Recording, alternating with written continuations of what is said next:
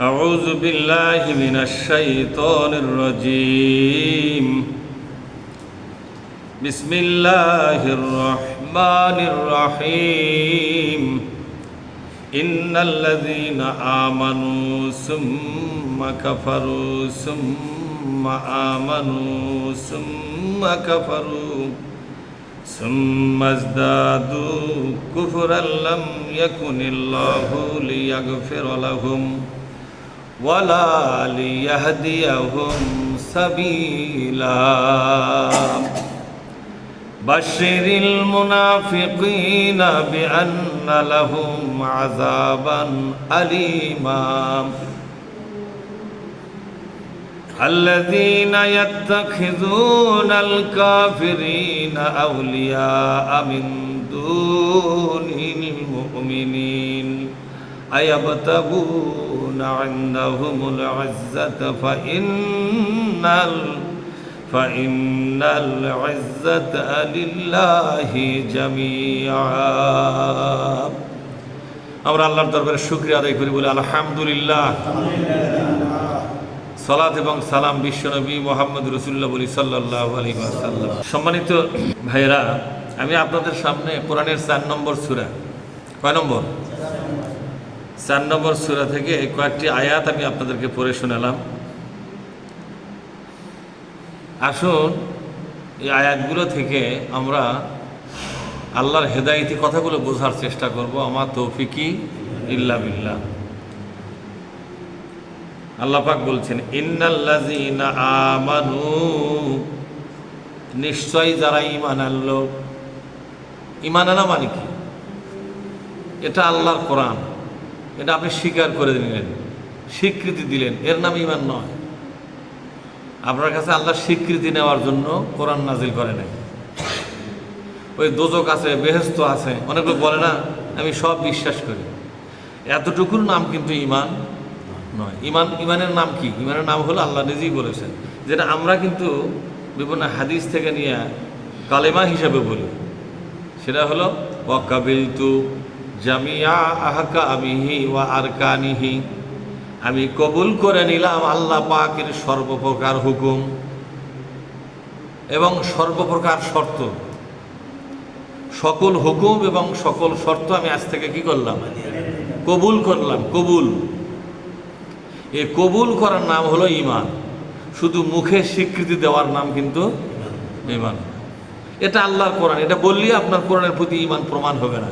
কোরআনের হুকুমগুলোকে কবুল করা, এই ঘোষণা দেওয়া, এর জন্য শপথ করা, প্রতিশ্রুতি দেওয়া, অঙ্গীকারাবদ্ধ হওয়া, যে আজ থেকে আমি কোরআনের সবগুলো হুকুমকে কবুল করলাম। কথা কি বুঝতে পারছেন? আল্লাহ পাক বলছেন, যারা নাকি এইভাবে করে ঈমান আনবে, আমার কোরআনের কথা মেনে চলবে, সেই অঙ্গীকার করল। বিশ্বনবী এই কথা মেনে চলবে, সেই অঙ্গীকার করল। তাহলে কোরআনের কথা মেনে চলবেন, সে অঙ্গীকার করার নাম হলো ঈমান। বিশ্বনবীর কথা মেনে চলবেন, সেই অঙ্গীকার করার নাম হলো ঈমান। কথা বুঝতে পারছেন?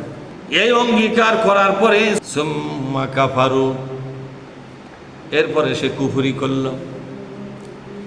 আল্লাহর কোরআন মেনে চলবে এই অঙ্গীকার করেছে, এই অঙ্গীকার না করা পর্যন্ত তাকে কিন্তু ঈমানদার বলা হবে না। আমাদের দেশের বেশিরভাগ মুসলমানরা কিন্তু অঙ্গীকার করে নাই, মুখে স্বীকার করে খালি। আল্লাহর হুকুম মেনে চলবো, এর অঙ্গীকার করে কি? বলেন, আপনি কি শপথ করছেন কোন দিন?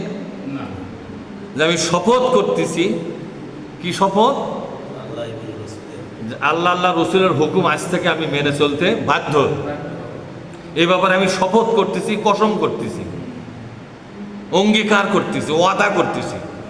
আমি ওয়াদা করতেছি যে, আমি শপথ করতেছি যে, আমি অঙ্গীকার করতেছি যে আজ থেকে কোরআনের বর্ণিত সকল হুকুম যা আমার জন্য প্রযোজ্য, যা আমার জন্য, সব হুকুম তো আমার জন্য প্রযোজ্য নয়। আমি গরিব হলে আমার হজের হুকুম কি আমার জন্য প্রযোজ্য না? যে হুকুমগুলো আমার জন্য প্রযোজ্য, সেই হুকুমগুলো মেনে চলতে আজ থেকে আমি বাধ্য থাকব। এজন্য আমি কি করতেছি? শপথ করতেছি। কথা বুঝতে পারছেন? এজন্য আমি শপথ করতেছি। এই শপথের নাম হলো ঈমান। এই শপথের নাম কি? এই শপথের নাম হলো ঈমান। এই শপথের নাম কি? ঈমান। এরপরে করলো কুফরি। এরপরে কুফরি করা মানে কি? কোরআন একটা হুকুম দিয়েছে, লোকটা কোরআনের বিপরীত কাজটা করে ফেলেছে, এটা কি করা হলো? কুফরি করা হলো। কোরআন বলেছে ঘুষ খাওয়া যাবে না, লোকটা ঘুষ খাওয়া শুরু করলো, তাহলে এটা কুফরি করলো কি করলো না? কোরআন বলেছে সুদ খাওয়া চলবে না, সুদের সাথে জড়িয়ে পড়া চলবে না, লোকটা সুদের সঙ্গে জড়িয়ে পড়লো, মানে কুফরি করলো। কোরআন বলেছে সহশিক্ষা চলবে না, লোকটা সহশিক্ষার পক্ষে থাকলো, এটাই হলো আল্লাহর সাথে কুফরি করা। কোরআন বলেছে ব্যবসা বাণিজ্যের মধ্যে মিথ্যা কথা বলা যাবে না, লোকটা মিথ্যা কথাই বলল। কোরআন বলেছে এমন লোকদের সাথে উঠা বসা করা যাবে না যেখানে কোরআনের কোনো আলো পাওয়া যায় না, লোকটা সেই রকম পরিবেশেই চলাফেরা করে। কথা কি বুঝতে পারছেন?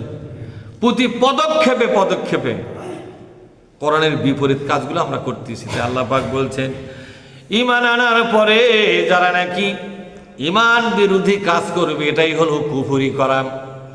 ঈমান আনার পরে ঈমান বিরোধী কাজ যদি কেউ করে, এটাই হলো আল্লাহর সঙ্গে কি করা? কুফরি করা। বলেন তো ঈমান বিরোধী কাজ আমাদের মধ্যে আছে কি নাই?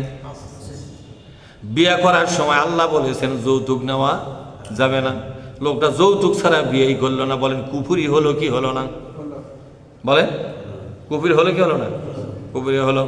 ওজনে কম দেওয়া যাবে না, খাদ্যে ভেজাল দেওয়া যাবে না, দুর্নীতি করা যাবে না, স্বজন প্রীতি করা যাবে না, সন্ত্রাস করা যাবে না, আতঙ্ক সৃষ্টি করা যাবে না, মানুষকে জিম্মি বানায়া তাদের পকেটগুলো উজাড় করা যাবে না, মানুষের ফাইলপত্র আটকে দিয়ে কৌশলে তাদের কাছ থেকে টাকা পয়সা ঘুষ খাওয়া যাবে না, নিষেধ করেছেন কে? কিন্তু লোকটা এইগুলো কাজই করলো। তাহলে বোঝা গেল আল্লাহর প্রতি ঈমান আনার পরে ঈমানের সাথে সর্বপ্রথম লোকটা কুফরি শুরু করেছে কিনা? জোরে কোন। আল্লাহ পাক বলেছেন তুমি ফসল ফলালে জাকাত দাও, লোকটা জাকাত দিল না, ফসলের কোনো ওষুধ দিল না, বলেন তো ফসলের সাথে কুফরি হলো কিনা? এইভাবে প্রতি পদক্ষেপে পদক্ষেপে মানুষজন কুফরি করে। তা আল্লাহ বলছেন ঈমান আনার পরে যারা কুফরি করবে সুম্মা আমানু, এরপরে মনে যদি চায় আবার ইসলামের মানে ইসলামের মতো একটা আকার ধারণ করা, এবার মনের টান আসলো যে আমি একটু ইসলামী ইসলামী হয়ে থাকবো, একটু মাথার দেবো, একটু পাঞ্জাবি গাওয়ার দেবো, কথা ঠিক না? ঠিক ভোট হলে তো তাই হয়, হয় না? কুটপা থেকে টুপি কিনে মাথার দিয়ে ফেরফারা পাঞ্জাবি গাওয়ার দিয়ে মানুষ পায়া বলছে সালাম আলাইকুম সালাম আলাইকুম, বলে না ধরে খান। তাহলে মনে চাইলে আবার ইমানদার, মনে না চাইলে আবার কুফরি করে। দিনের বেলা ইমানদার, সন্ধ্যার পর থেকে ফজর পর্যন্ত কুফরি, কথা ঠিক না? এরকম লোক আছে না নাই? দিনের বেলা ইমানদার, দিন শেষ হলে লোকটা তখন মুসলমান কেনা আর চেনার কোনো উপায় থাকে না। বক্তৃতার সময় আল্লাহর ওলি, বক্তৃতাও শেষ, লোকটা যখন অফিসে বসলো ঘুষ ছাড়া কোনো ফাইল পার করে না, আছে না নাই? যেরকম আল্লাহ পাক বলছেন ঈমান আনার পরে যারা কুফরি করবে, কুফরি করতে করতে আবার মনে যদি চায় একটু ইসলামী হয়ে থাকবো, আবার ইসলামী সাজে সজ্জিত হয়ে থাকে, মানে ইসলামটা তার কাছে খেল তামাশা, ঠিক না? ইসলামটা তার কাছে কি? মনে চাইলে এই খেলা খেলবো, মনে চাইলে ওই খেলা খেলবো, মনে চাইলে কুফরির মধ্যে থাকবো, মনে চাইলে আবার ইসলামের মধ্যে থাকবো।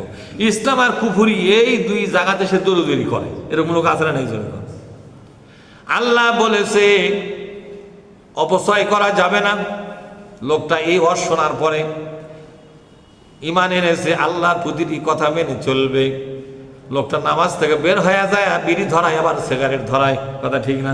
অপচয় শুরু হলো কি হলো না? কথা কন না কেন? অপচয় শুরু হচ্ছে কি হয়নি? তরকারি পাক করছে 12 রকমের তরকারি, এর অপচয় কিনা? যদিও হালাল, কিন্তু এতগুলো তরকারি লাগে?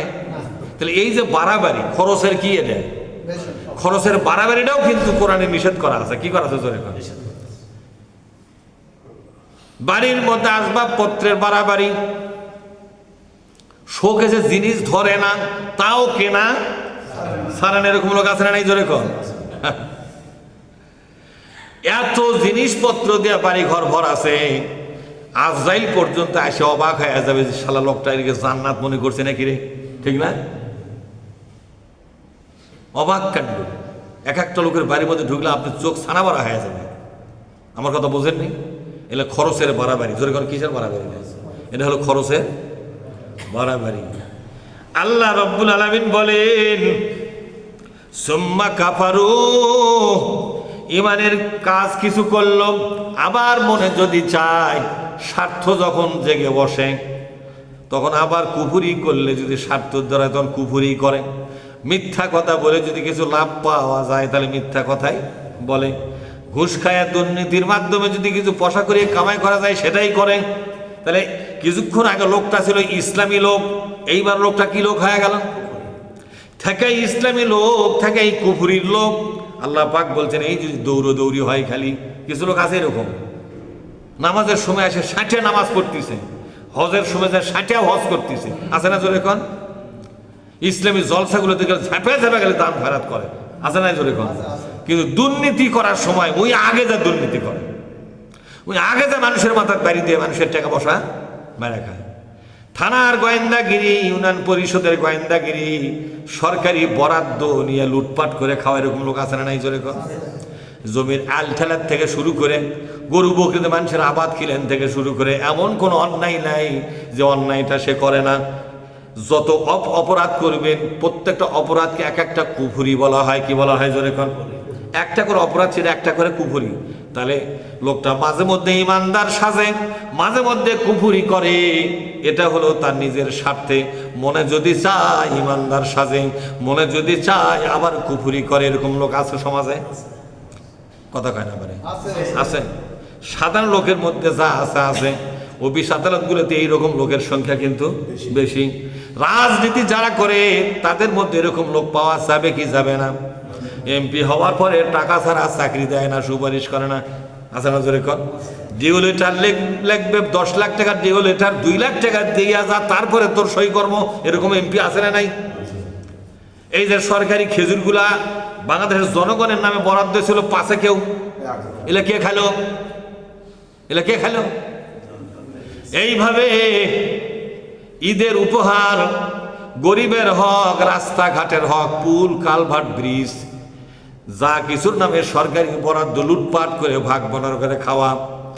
এরাই আবার নামাজের আজান হলে সামনের কাতারে এসে আল্লাহু আকবার বলে নামাজ পড়ে, যেরকম ঠিক না? থাকে ইমানদার, আবার থাকে কুফুরি করে, এরকম লোক আছে না নাই? আল্লাহ পাক বলছেন সুম্মা আমানু, এরপর আবার ইমানের কাজ করে, সুম্মা কাফারু, আবার কুফুরি করে, ইমানের কাজ করে কিছু স্বার্থ উদ্ধার করার জন্য। স্বার্থ উদ্ধার হয়ে গেলে আবার শয়তানের হাড্ডি হয়ে থাকে, এরকম লোক আছে না নাই জোরে কোন? হায়। সুম্মাজদাদু কুফরা, এরপরে কুফুরি কাজেই তার বৃদ্ধি হয়, কুফুরি কাজটাই তার পরিমাণে বেড়ে যায়। ইমানের চাইতে কুফুরির কাজটাই তার পরিমাণে বেশি হয়। সংখ্যা, ইমানের কাজের একটা সংখ্যা আর কুফুরি কাজের একটা সংখ্যা। অর্থাৎ সওয়াবের কাজ কতগুলো আছে, পাপের কাজ কতগুলো আছে, দেখা গেল সওয়াবের কাজের চাইতে পাপের কাজের সংখ্যাই নাই জোরে কোন? নাই, এরকম হয় না? সুম্মাজদাদু কুফরা, এমন অবস্থা যদি কারো মধ্যে দেখা যায়, আল্লাহ পাক বলছেন লাম ইয়াকুনিল্লাহু লিয়াগফিরা লাহুম, কোনদিন আল্লাহ এই লোকটাকে মাফ করবে না। এই লোকটা যদি কাবা ঘরে গিয়া হজরে আসওয়াদকে চুমো দিয়া আল্লাহর কাছে কান্দে আর বলে আল্লাহ রে মাফ করে দাও, আরে কাবা ঘরের পাথর চুমা দে মাপ চাওয়া তো দূরের কথা, কাবা ঘরতে পাথর গুলো বেমা খুলে লিয়া গিলা খেলো, তার গুনাহ মাপ যেরকম হবে? যদি কাবা ঘরের পাথর হাতুর দিয়ে খুলে বাইর করে নিয়ে যদি গিলা খায় পানি দিয়ে, পেটের মধ্যে দিয়ে যদি আল্লাহ পাথর চুমা খাওয়া থাক, গোটাল পাথরই আমি এখন আমার পেটের মধ্যে গিলা খেয়েছি, তারপরও একটা গুনাহ মাপ। আরে কাবা ঘরের পাথর চুমা তো দূরের কথা, কাবা ঘরের দরজা খুলিয়া কাবা ঘরের ভিতরে যায় আও যদি আল্লাহর কাছে কান্দার বলে আল্লাহ মাফ করে দাও, আল্লাহ বলছেন লাম ইয়াকুনিল্লাহু, বলেন লাম ইয়াকুনিল্লাহু লিয়াগফিরা লাহুম, আমি আল্লাহ কথা দিলাম জীবনে কোনো দিন আর আমি মাফ করব না, এটা আমি পাকা কথা দিলাম। এটা বলে পাকা কথা। আল্লাহ বলছে আমি পাকা কথা দিলাম, এই লোকটাকে আমি কোনোভাবেই আর মাফ, কারণ মনে চালে ইমানের পথে থাকে, বলেন মনে চালে ইমানের পথে থাকে, মনে চালে আবার কুফুরির দিকে যায়।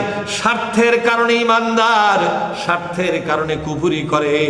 এরকম বান্দর মার্কা লোক এই দিকে একবার দৌড় দেয়, ওই দিকে একবার দৌড় দেয়। লোকটাকে জুমাতে যেমন দেখা যায়, লোকটাকে নোংরা কাজেও, কথা কন দেখে, জুমার ঘরের মধ্যেও দেখা যায়, আবার নোংরা কাজেও। এরকম নেতা আছে না সমাজে? এরকম নেতা আছে। আল্লাহ পাক বলছেন এরা যতই আল্লাহর কাছে ক্ষমা চায়, ক্ষমা হবে না, এদেরকে জীবনে কোনোদিন আল্লাহ ক্ষমা করবে না। ওয়ালা লিয়াহদিয়াহুম সাবিলা, আল্লাহ পাক বলছেন জান্নাতে যাওয়ার রাস্তায় আর আমি তাকে কবুল করব না। ওটা আমার ত্যায্য বান্দা। ওরে কি বান্দা? জান্নাতের পথে আমি তাকে কবুল করব না।